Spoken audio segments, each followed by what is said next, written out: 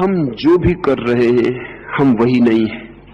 अगर आप क्रोध करते वक्त पूरा क्रोध बन जाएं तो शायद दोबारा क्रोध ना कर सके, लेकिन क्रोध करते वक्त क्षमा मांग रहे हैं भीतर, क्रोध करते वक्त प्रायश्चित कर रहे हैं भीतर, क्रोध करते वक्त जान रहे हैं कि बड़ा बुरा कर रहा हूं, तब आप क्रोध में भी पूरे नहीं हो पाते, प्रेम में भी पूरे नहीं हो पाते। जिस प्रेमी से मिलने के लिए वर्षों प्रतीक्षा की, जब वो मिल जाता है तब हम कुछ और सोचते हैं। जिस प्रेमी से मिलने के लिए वर्षों सोचा था, वो जब मिल जाता है और पास बैठ जाता है तब हम उसे भूल जाते हैं और कुछ और सोचने लगते हैं। जिस धन को खोजने के लिए वर्षों मेहनत की थी, जब वो मिल जाता है तिजोरी में चाबी लगा के बाहर बैठ के हम कुछ और सोचने लगते हैं। हम पूरे वक्त चूकते चले जाते हैं। हम सदा ही भविष्य में अपनी शक्ति को व्यय करते रहते हैं। अगर शक्ति को संग्रहित करना है, और शक्ति के संग्रहित हुए बिना कोई अंतर यात्रा संभव नहीं है, तो हमें वर्तमान में जीना सीखना होगा। वर्तमान के साथ बड़ी खूबी है, वर्तमान सर्कुलर है, राउंड शेप्ड है। एक नदी है, वो वन डायमेंशनल है, वो भागी जा रही है, वो पूरे वक्त भागी जा रही सागर की तरफ। वन डायमेंशनल है, उसमें एक आयाम है, वो भागी जा रही। एक सरोवर है, वो भाग नहीं सकता, वो गोल है, वो अपने भीतर ही घूमता है, रह जाता है। सारी भ्रमण यात्रा उसके भीतर है। जिस क्षण आप वर्तमान के क्षण में होते हैं, उस वक्त आप सरोवर की भांति हो जाते हैं, गोल वर्तुलाकार। शक्ति आपके भीतर घूमने लगती, क्योंकि बाहर जाने के लिए कोई मौका नहीं मिलता। मौका मिलता है भविष्य से। कल क्या करूंगा, इससे तत्काल मौका मिल जाता है। कल क्या होगा, तत्काल मौका मिल जाता है। अभी हूं, यहां हूं, आप मुझे यहां सुन रहे हैं। अगर आप मुझे सिर्फ सुन रहे हैं तो आप जरा सी भी शक्ति नहीं खोएंगे। आप एक वर्तुलाकार व्यक्तित्व बन गए, नॉन डायमेंशनल। अब आपका कोई आयाम ना रहा, अब आप बह नहीं सकते। अगर सिर्फ सुन रहे हैं, अगर सुनने के साथ सोच रहे हैं तो आप थक जाएंगे, आपकी शक्ति क्षीण होगी। अगर मैं सिर्फ बोल रहा हूं तो मैं थकने वाला नहीं हूं। अगर मुझे बोलने के साथ सोचना भी पड़ रहा है तो मैं थक जाऊंगा। अगर कोई भी क्रिया पूरी हो रही है तो शक्ति नहीं खोती, शक्ति संग्रहित होती है। कोई भी क्रिया अगर टोटल है तो शक्ति संग्रहित होती है। प्रेम अगर पूर्ण है तो शक्ति लाता है, क्रोध अगर पूर्ण है तो वो भी शक्ति खोता नहीं। जो भी पूर्ण हो जाता है वो खोता नहीं। और बड़े मजे की बात है, अगर क्रोध पूर्ण हो जाए तो आप क्रोध से मुक्त हो जाते हैं, क्योंकि वो इतना व्यर्थ मालूम पड़ता है। अगर आप प्रेम में पूर्ण हो जाएं तो आप प्रेम से भर जाते हैं, क्योंकि वो इतना सार्थक मालूम पड़ता है। जिस क्रिया को पूर्णता से किया जा सके उसे मैं पुण्य कहता हूं, और जिस क्रिया को पूर्णता में किया ही ना जा सके उसे मैं पाप कहता हूं। पाप और पुण्य की और कोई कसौटी जगत में नहीं है। अगर आप क्रोध को पूरी तरह कर सकते हैं और फिर दोबारा भी कर सकते हैं तो फिर क्रोध पाप नहीं। लेकिन ऐसा कभी नहीं हुआ। आप क्रोध को अधूरा करते हैं, इसलिए दोबारा फिर कर पाते हैं।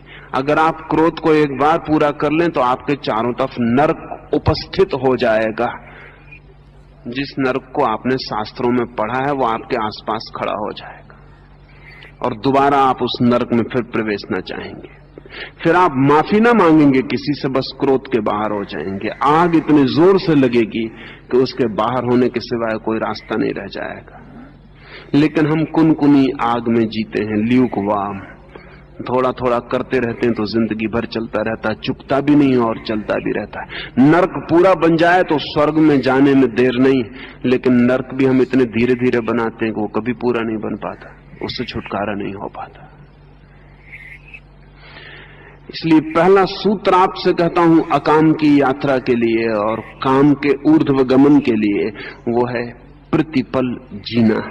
सन्यासी का अर्थ घर छोड़ के भाग जाना नहीं, सन्यासी का अर्थ जो प्रतिपल जी रहा है, जो पल के बाहर नहीं जीता, जो अभी जीता है यहीं जीता है, कहीं और कहीं नहीं जीता। जो भी व्यक्ति ऐसी चित्त दशा में आ जाए वो सन्यासी है। सन्यास का अर्थ है to be in the present, to be in the living moment. वो जो जीवंत क्षण है उसमें अगर हम हैं तो हमारी शक्ति ऊपर उठनी शुरू हो जाएगी। अब ये बड़े मजे की बात है, अगर ये जीवंत क्षण हमारे चारों ओर से हमें घेर ले, क्रोध में भी हम पूरे हो सके तो क्रोध से मुक्त हो जाएंगे, और अगर सेक्स में यौन में भी पूरे हो सके तो हम यौन से मुक्त हो जाएंगे। क्योंकि जो व्यक्ति सेक्स के क्षण में, यौन के क्षण में, संभोग के क्षण में पूरी तरह मौजूद है, वो दोबारा फिर आकांक्षा नहीं करेगा। बात समाप्त हो गई, बात व्यर्थ हो गई। वो बात इतनी राख हो गई कि अब उस पर दोबारा मुट्ठी बांधने का कोई अर्थ ना रहा।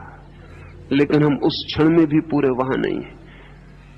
आदमी आतुर है संभोग के लिए, 24 घंटे दौड़ रहा है, पूरी जिंदगी दौड़ रहा है, धन कमा रहा है, मकान बना रहा है, बहुत गहरे में सेक्स की तृप्ति की दौड़ चल रही है। सब हो जाए तो वो उसको तृप्त कर सके, और फिर जब सेक्स का क्षण आता है तब वो उसमें पूरा नहीं है। तब वो हजार दूसरी बातें सोचने लगता है कि ब्रह्मचर्य अच्छा है, वो सोचने लगता है कि ब्रह्मचर्य परम जीवन है। जब सेक्स का क्षण आता है तब वो ये सोचता है, और जब ब्रह्मचर्य की कसम लेता है तब सेक्स के विचार करता रहता है। तो आदमी पागल है, इंसेन है। ये पागलपन हमारी जिंदगी की ऊर्जा को कभी भी ऊपर की तरफ जाने नहीं देता।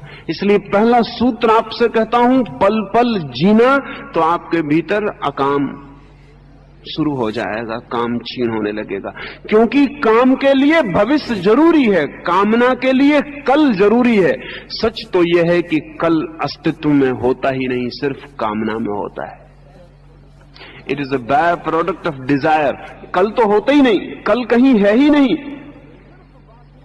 कल सिर्फ वासना की उत्पत्ति है, भविष्य कहीं है ही नहीं। जो है वो सदा वर्तमान है, भविष्य सिर्फ कामना की उत्पत्ति है। हम निरंतर कहते हैं कि समय के 3 हिस्से हैं, भविष्य, वर्तमान, अतीत। गलत कहते हैं। समय का तो सिर्फ एक ही रूप है, वर्तमान। समय के 3 रूप नहीं है, समय का एक ही रूप है, वर्तमान। समय तो हमेशा नाव अभी है। ये भविष्य और अतीत कहां से पैदा हुए? अतीत हमारी स्मृतियों से पैदा हुआ है और भविष्य हमारी कामनाओं से पैदा हुआ है। पहला सूत्र काम मुक्ति का वर्तमान के क्षण में होने की कोशिश। जंगल जाने को नहीं कहता, जहां आप हैं वहीं पूरी तरह हो। भोजन करें तो पूरी तरह, और सोएं तो पूरी तरह, स्नान करें तो पूरी तरह, और बहुत छोटी चीजों से शुरू करें। दूसरा सूत्र आपसे कहना चाहता हूं, सृजनात्मक हो, बी क्रिएटिव। क्योंकि जो आदमी सृजनात्मक नहीं है उसकी ऊर्जा निरंतर सेक्स से बहना चाहेगी, क्योंकि वो भारी हो जाएगा। उसके पास शक्ति तो होगी, काम नहीं होगा। और हम बहुत क्रिएटिव बिल्कुल नहीं है। हमारे जीवन में सृजन जैसी कोई चीज नहीं है। हमने कोई चीज ऐसी नहीं बनाई जिसे हम कहें सृजनात्मक है। मतलब क्या? आप कहेंगे नहीं हमने बनाया, हमने कुर्सी बनाई, हम फर्नीचर बनाते हैं, हम मकान बनाते हैं, हम कपड़े बनाते हैं, हम सृजनात्मक है? नहीं, ये सृजन नहीं है। सृजन और निर्माण का फर्क समझ लें। निर्माण का मतलब है कोई उपयोगी चीज बनाना, यूटिलिटेरियन। कुर्सी पर बैठा जा सकता है, उसका कोई उपयोग है, बाजार में उसके कुछ दाम है, इसलिए कुर्सी का बनाना सृजन नहीं है, प्रोडक्शन है, उत्पादन है। लेकिन एक आदमी एक गीत गाता है, कोई मूल्य नहीं है। एक आदमी एक चित्र बनाता है, कोई मूल्य नहीं है। एक आदमी नाचता है, कोई पर्पजिवनेस नहीं है। सृजन वहां से शुरू होता है जहां यूटिलिटी खत्म होती है। जहां तक उपयोगिता है वहां तक सृजन नहीं है। आप कुछ जिंदगी में ऐसा भी करते रहें जिसकी कोई उपयोगिता नहीं, सिवाय इसके कि आपको उसे करने में आनंद आता है। जिंदगी में कुछ ऐसा चलता रहे जिसे करने में आपको आनंद आता है, जिसके अंतिम परिणाम से कोई संबंध नहीं है। वान गाग ने चित्र बनाए, जब उसने बनाए थे तो कोई उनको खरीदने को राजी नहीं था। एक चित्र वान गाग की जिंदगी में बिका नहीं। उसके भाई ने, उसके छोटे भाई ने कभी यह ख्याल किया कि बेचारे का एक चित्र नहीं बिका, कितना दुखी ना होगा ये।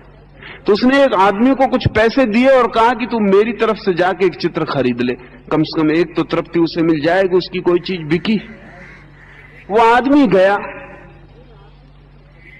कोई आदमी चित्र खरीदने आया, वान गाग उसे चित्र बताने लगा, लेकिन वो कोई खरीदार तो नहीं था, वो कोई चित्रों को प्रेम करने वाला आदमी नहीं था, वो तो किसी का सिर्फ एजेंट था, पैसे भी किसी और के थे, कोई भी चित्र खरीद लेना था।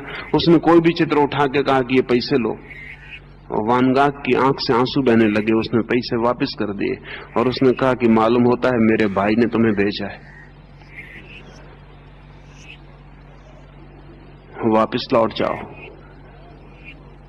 भाई आया माफी मांगने, तो उसके भाई ने उससे पूछा कि तब तुम चित्र बेचना भी नहीं चाहते तो बनाते किस लिए हो? वान गाग ने कहा कि बनाने में ही मिल जाता है वो जो चाहिए, बनाते क्षण में ही मिल जाता है वो जो चाहिए। जब मैं चित्र बनाता हूं तब सब मुझे मिल जाता है, अब और कुछ चाहिए नहीं। जब कोई गीत गाता है तो सब मिल जाता है गाने में, लेकिन हां, अगर गायक भी प्रशंसा के लिए आतुर हो तो बाजारू है, सृजनात्मक नहीं है।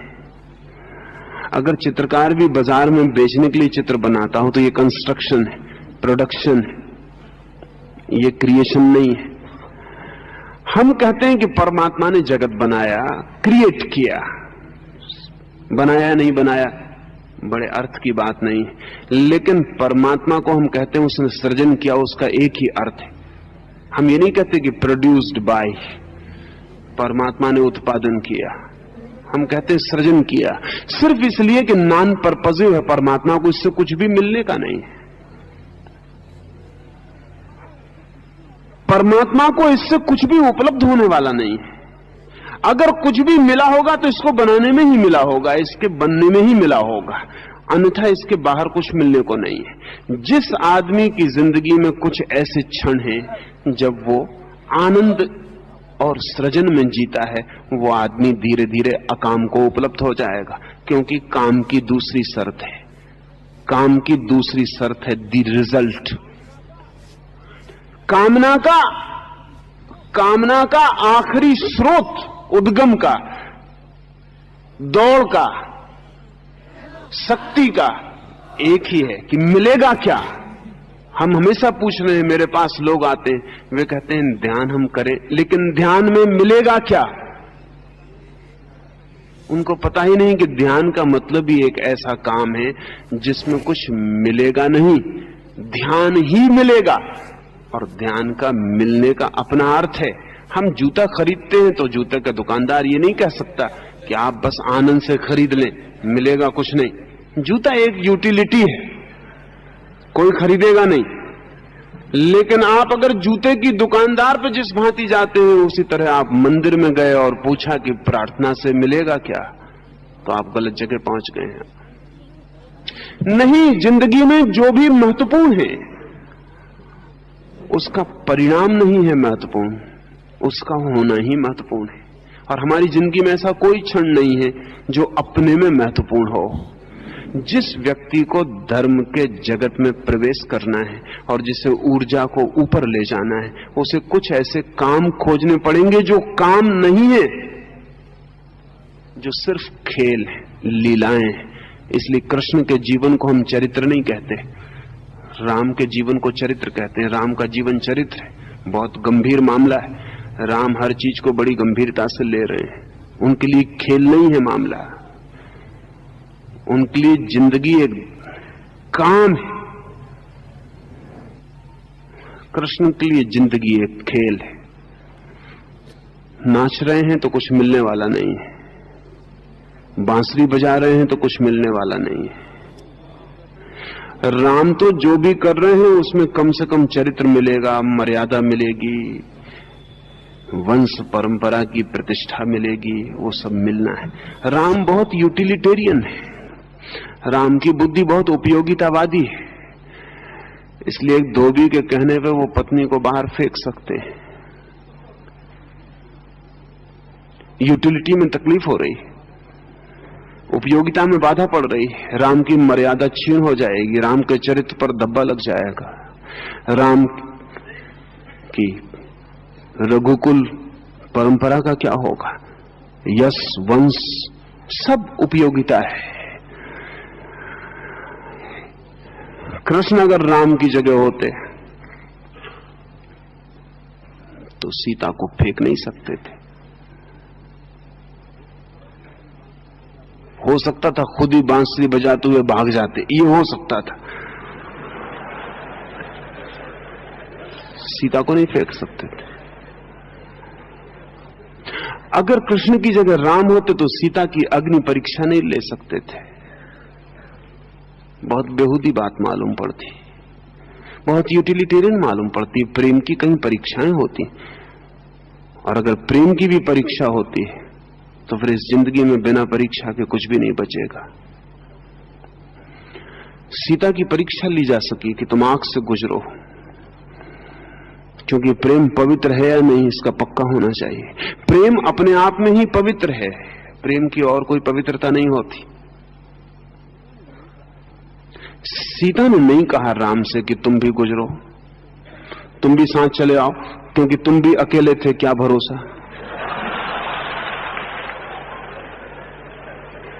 और स्त्री का थोड़ा बहुत भरोसा हो सकता है, पुरुष का होना जरा मुश्किल है। लेकिन सीता ने नहीं कहा। सीता के लिए जिंदगी एक गंभीरता नहीं है, एक प्रेम है, इसलिए सीता राजी हो गई, निकल गई। प्रेम परीक्षा नहीं मांगता, प्रेम सब परीक्षाएं दे सकता है। लेकिन कृष्ण तो बात ही नहीं करते, ये कोई सवाल ही ना था।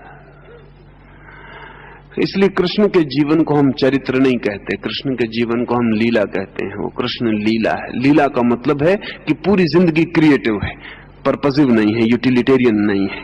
जिंदगी एक खेल है। धार्मिक आदमी की जिंदगी गंभीर नहीं होती, और जो आदमी गंभीर है वो बोझिल हो जाएगा, और जो बोझिल होगा उसको सेक्स से रास्ता खोजना पड़ेगा। इसलिए जिंदगी जितनी गंभीर होती जा रही है उतनी सेक्सुअलिटी बढ़ रही है। जिंदगी जितनी सीरियस होती जा रही है उतनी सेक्सुअलिटी बढ़ रही है, क्योंकि जितने आप गंभीर होंगे उतने तनाव से भर जाएंगे, जितने तनाव से भर जाएंगे उतनी रिलीफ की जरूरत पड़ेगी। इसलिए जिस मुल्क में जितना तनाव है उतना ज्यादा कामुकता बढ़ जाएगी, क्योंकि और कोई रास्ता नहीं दिखता, चित्त बोझिल हो जाएगा। शक्ति को बाहर फेंको, हल्के हो जाओ, एक ही रास्ता रह जाएगा। दूसरा सूत्र आपसे कहता हूं, जिंदगी को गंभीरता से मत लेना। Don't take it seriously. Seriousness is a basic disease. बहुत बुनियादी बीमारी है सीरियस होना, लेकिन आमतौर से हमारा सन्यासी साधु बहुत सीरियस होता है। सच तो यह है कि अगर चेहरा गंभीर और रोता हुआ ना हो तो साधु होने की योग्यता पूरी नहीं होती। क्वालिफिकेशन जरूरी है वो, इसलिए अक्सर रोते हुए लोग साधु सन्यासी हो जाते। साधु सन्यासी होने की वजह से रोते हुए दिखाई पड़ते हैं, ऐसा मत समझना। रोते हुए थे इसलिए साधु सन्यासी हो जाते, क्योंकि वहां उनके रोने को भी प्रतिष्ठा और आदर मिलने लगता। वैसे रोते हुए दिखाई पड़ते तो कोई भी कहता कि क्या शकल लेके घूम रहे हो, लेकिन सन्यास में वो शकल प्रतिष्ठित हो जाती। नहीं, जिंदगी गंभीरता नहीं है, और जो जिंदगी में गंभीर है वो काम से मुक्त नहीं हो सकेगा। जिंदगी खेल बन जाए तो आदमी काम से मुक्त हो जाता है। पर पूरी जिंदगी को नहीं कह रहा हूं कि आप खेल बना लें, शायद वो संभव नहीं है, लेकिन जिंदगी में कुछ तो हो जो खेल हो। बच्चे इतने हल्के हैं, और ध्यान रहे बच्चे इतने अकामी हैं, उसका कुल कारण यह है कि बच्चों की जिंदगी गंभीर नहीं है, खेल है। जिंदगी एक लीला है। बच्चा खेल रहा है, गंभीर नहीं है। जैसे जैसे गंभीर होगा वैसे वैसे सेक्स उसकी दुनिया में आएगा। क्या आपको यह पता है कि सेक्सुअल मैच्योरिटी की उम्र रोज नीचे गिरती जा रही है? 14 साल से अमेरिका में 12 साल हो गई, 11 साल हो गई। कुछ लड़कियां 11 साल में मैच्योर होने लगी और संभावना इस सदी के पूरे होते होते मैच्योरिटी की उम्र 7 साल तक भी आ सकती है। 7 साल। क्या मामला क्या है? लड़कियां हमेशा 14 साल में मैच्योर होती थी, इस 7 साल में क्यों होने लगी?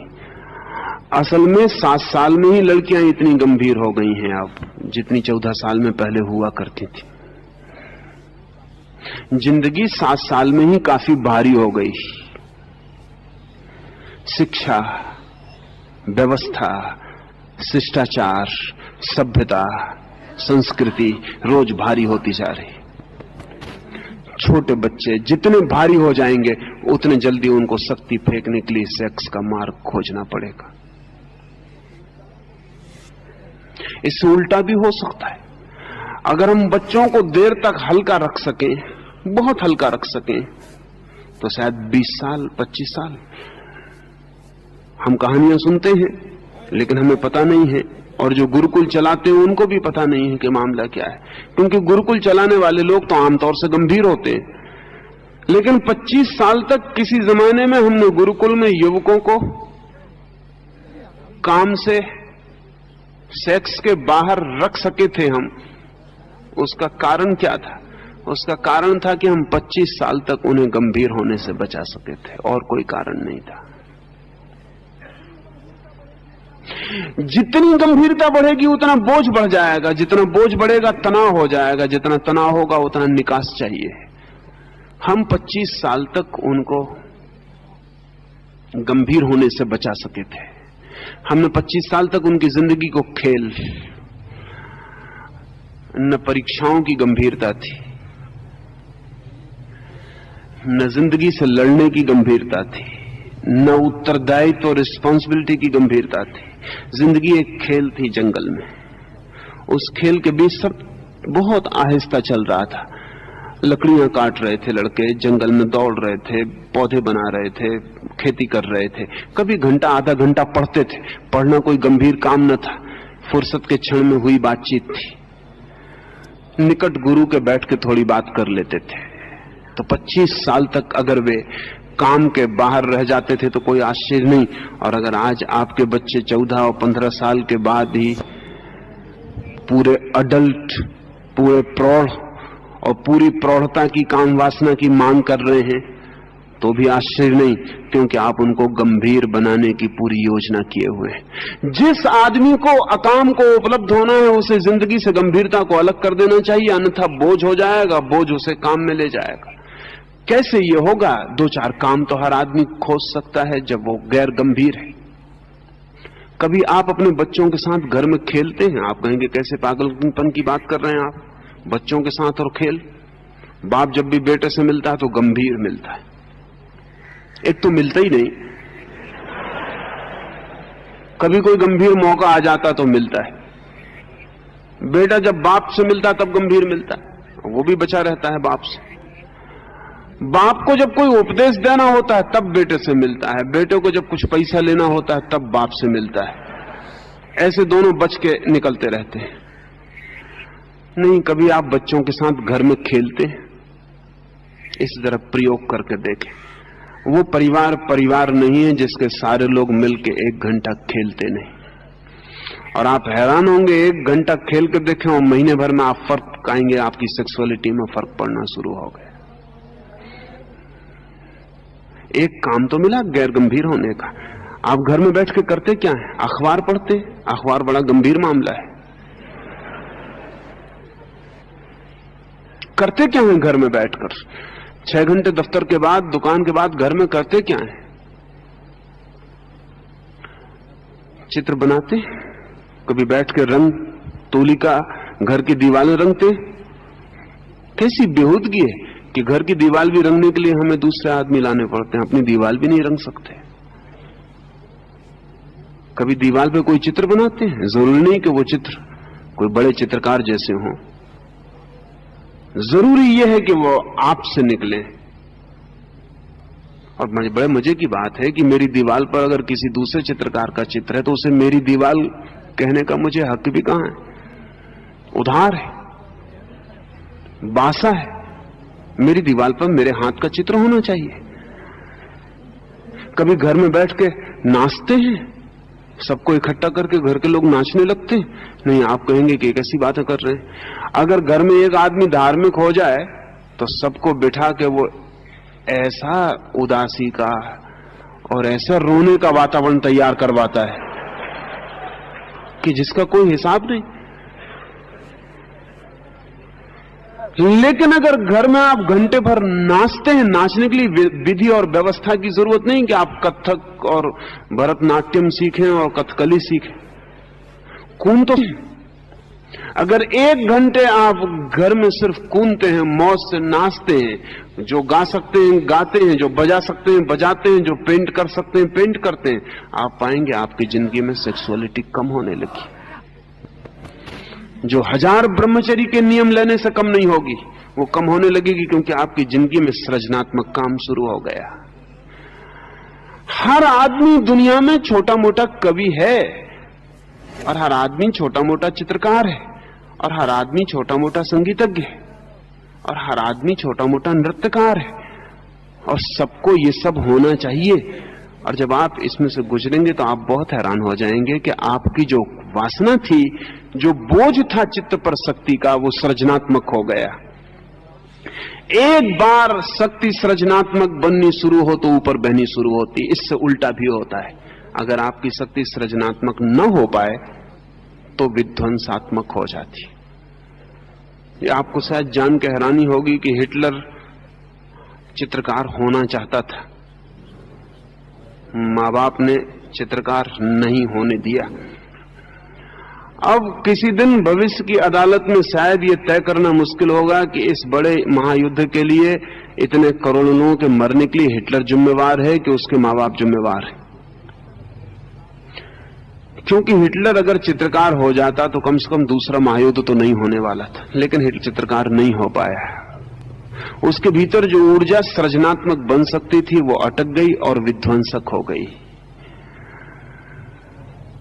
वो कुछ बनाता, वो नहीं बन पाया, वो उसने कुछ मिटाना शुरू कर दिया। ध्यान रहे, अगर आप बनाएंगे नहीं तो आप मिटाएंगे जरूर। अगर आप सृजन नहीं करेंगे तो विध्वंस करेंगे, अगर क्रिएट नहीं करेंगे तो डिस्ट्रक्ट करेंगे। इन दो के बीच उपाय नहीं है। और अगर इन दो के बीच आपको टिकना हो तो आपको ऊर्जाहीन इंपोर्टेंस ही चाहिए। फिर आपके पास ऊर्जा नहीं होनी चाहिए। अगर ऊर्जा होगी तो ऊर्जा कुछ करेगी, या विध्वंस करेगी, या निर्माण करेगी, या सृजन करेगी, या तोड़ेगी, या मिटाएगी। तो आप अब टू बी क्रिएटिव 2-4 क्षण खोजें, कुछ भी खोजें और सृजन में लग जाएं। बगीचे में काम कर सकते हैं, नाच सकते हैं, गीत गा सकते हैं। गंभीरता को कुछ देर के लिए अलग कर दें, गैर गंभीर हो जाएं, हल्के हो जाएं। कुछ देर के लिए बूढ़े न रह जाएं, जवान न रह जाएं, बच्चे हो जाएं। और जो आदमी बुढ़ापे में भी घंटे भर के लिए बच्चा हो जाए, उसकी जिंदगी बदलनी शुरू हो जाती है। उसकी ऊर्जा फिर बचपन की तरह इकट्ठी होने लगती है। और तीसरी अंतिम बात, एक पल पल जिए, भविष्य और कामना से मुक्त हो। दूसरा, सृजनात्मक बने। उपयोगिता काफी नहीं है, जरूरत है चरित्र ही बनाने में न लगे रहें, थोड़ी सी लीला भी जीवन में आने दें। और तीसरी अंतिम बात, जब भी मौका मिल जाए तो होश पूर्वक समस्त इंद्रियों के द्वार बंद करके भीतर देखें। 24 घंटे हम बाहर देखते हैं। जब भीतर देखने का मौका आता है तब हम सो गए होते हैं, तब भीतर देखना नहीं हो पाता। या तो बाहर देखते हैं या नहीं देखते। दो काम है हमारी जिंदगी में, दिन भर बाहर देखते हैं, रात नहीं देखते। या कुछ लोग देखते हैं तो सपना देखते हैं, वो भी बाहर देखना है, वो भी भीतर देखना नहीं है। थोड़ी देर होश पूर्वक 24 घंटे में आंख बंद करके, और मतलब नहीं, आंख बंद कर लें और देखने की कोशिश करें। सिर्फ कुछ मत करें, आंख बंद कर लें और देखने की कोशिश करें। आंख खोल के तो हम देख लेते हैं, कोशिश नहीं करनी पड़ती, चीजें दिखाई पड़ जाती। आंख बंद करके कुछ भी दिखाई नहीं पड़ेगा, अंधेरा दिखाई पड़ेगा। अंधेरे कोई देखे, बस देखने की कोशिश करें। जो भी दिखाई पड़े, हो सकता है कोई चित्र दिखाई पड़े, उसे देखने की कोशिश करें। कोई सपना दिखाई पड़े, उसे देखने की कोशिश करें। भीतर जो भी होता है इंद्रियों को बंद करके देखने की। पहले आंख से शुरू करें, क्योंकि आंख हमारी सबसे महत्वपूर्ण इंद्री बन गई है। फिर भीतर सुनने की कोशिश करें, जो भी सुनाई पड़ जाए उसे सुनने की कोशिश करें। फिर भीतर सूंघने की कोशिश करें, और दंग हो जाएंगे। भीतर के अपने नाद है, भीतर की अपनी ध्वनियां है, भीतर के अपने रंग है, भीतर के अपने स्वाद है, भीतर के अपनी सुगंधें हैं, और धीरे धीरे वे पैदा होनी शुरू हो जाएंगी। और जिस दिन आपके भीतर का रंग आपको दिखाई पड़ेगा, उस दिन बाहर के रंग एकदम अनरियल मालूम पड़ने लगेंगे। फिर बाहर जाने की इच्छा बंद होने लगेगी। जिस दिन भीतर का संगीत सुनाई पड़ेगा, उस दिन बाहर का संगीत एकदम बेमानी हो जाएगा, शोरगुल मालूम पड़ेगा। जिस दिन भीतर की सुगंध का अनुभव होगा, उस दिन फ्रेंच बाजारों में बनी सारी परफ्यूमें बिल्कुल बेकार मालूम पड़ने लगेंगी।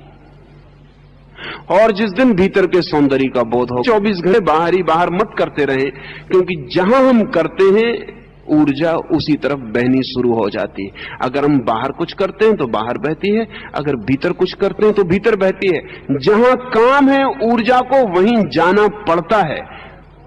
जहां काम है ऊर्जा उसी ओर दौड़ पड़ती है। तो भीतर थोड़ा काम करें ताकि ऊर्जा भीतर दौड़ने लगे। ये 3 सूत्र आप पूरा करें और आप हैरान हो जाएंगे, जिंदगी से काम चला गया, अकाम उपलब्ध हुआ। ऊर्जा भीतर इकट्ठी होगी, ऊपर उठेगी, अंतस के और द्वार खुलेंगे, अंतस के दूसरे चक्र सक्रिय होंगे, और भीतर के रस और भीतर के अमृत है मृत्यु की खोज, अकाम है अमृत की खोज।